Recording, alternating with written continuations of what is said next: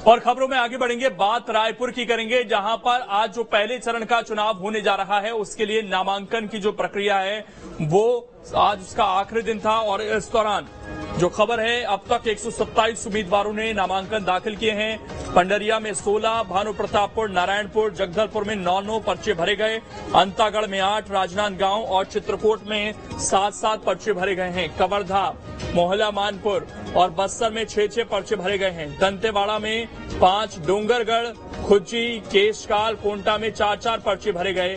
कोंडागांव में 3, डोंगरगांव, कांकेर, बीजापुर में 2 पर्चे भरे गए हैं। छत्तीसगढ़ में पहले चरण में 20 सीटों पर मतदान होगा। 7 नवंबर को पहले चरण का मतदान होना है और यहां पर आज जो नामांकन प्रक्रिया है वो समाप्त हो जाएगी। इसके बाद जो लोग ऐसे हैं जो बागी होकर चुनाव लड़ रहे हैं उनको मनाने की कोशिश की जाएगी ताकि वो अपना नामांकन किसी तरह से वापस ले लें। आप देखिए, 127 उम्मीदवारों ने नामांकन दाखिल किया है 20 सीटों के लिए, यानी कि 6 से ज्यादा एक सीट पर उम्मीदवार औसत आता है। पंडरिया में सबसे ज्यादा है 16, भानु प्रतापपुर, नारायणपुर, जगदलपुर में 9 लोगों ने अपने पर्चे भरे हैं। ये स्थिति है फिलहाल पहले चरण के चुनाव को लेकर छत्तीसगढ़ में। तो 127 उम्मीदवारों ने नामांकन दाखिल कर दिया है। हमारे सहयोगी अंकुश इस वक्त जुड़ गए हैं। अंकुश, क्या नामांकन प्रक्रिया समाप्त हो चुकी है और आखिरी जो डिटेल हैं वो क्या आई है? 20 सीटों के लिए कितने दावेदार सामने आए हैं?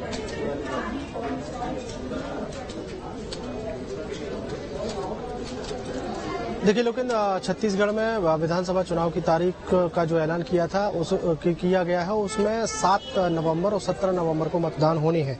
मतदान के हिसाब से अगर देखा जाए तो अब तक के जो आंकड़े हैं वो काफी चौंकाने वाले हैं, क्योंकि पहले चरण के मतदान के लिए अब तक 127 अभ्यर्थियों ने जो है नामांकन दाखिल किए हैं और 201 नामांकन पत्र जो है वो खरीदे गए थे।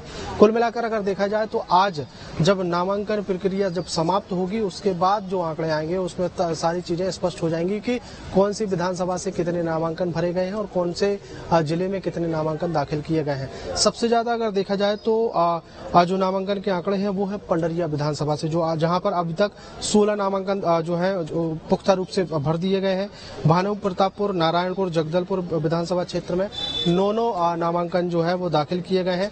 अंतागढ़ में 8 नामांकन, राजनांदगांव और चित्रकूट में 7, कवर्धा, मोहला मानपुर और बस्तर में 6 नामांकन जो है वो पुष्ट हो चुके हैं। बाकी की नामांकन की प्रक्रिया अभी चल रही है और नामांकन की प्रक्रिया समाप्त होने के बाद 8:30 से 9 बजे तक सारे आंकड़े जब राज्य स्तर पर इकट्ठे किए जाएंगे उसके बाद स्पष्ट होगा कि टोटल कितने नामांकन भरे गए हैं।